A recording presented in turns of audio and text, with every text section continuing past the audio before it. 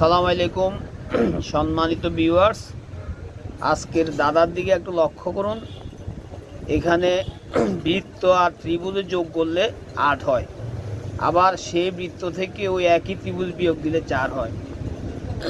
তাহলে আমরা যদি বৃত্তটাকে ৬ ধরি, ৬ হলে এই ৬ আর ত্রিভুজটাকে ২ ধরি, তাহলে ৬ আর ২ যোগ করলে ৮ হয়। আবার একইভাবে ৬ থেকে ২ বিয়োগ, এটা যদি ২ হয়, ৬ থেকে ২ বিয়োগ করলে ৪ হয়। তাহলে মিলে গেল, আমাদের বৃত্তটির মান হচ্ছে ৬, ত্রিভুজটির মান হচ্ছে ২। এবার এই দুটা দিয়ে খেয়াল করুন, এখানে এই চতুর্ভুজের মান যদি আমরা ৪ ধরি,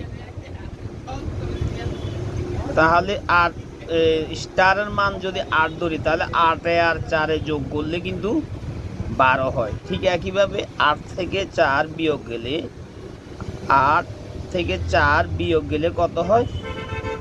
৪ হয়। অর্থাৎ আমরা আগে যে চতুর্ভুজের মান যে ৪ পেয়েছিলাম সেই ৪ হলো।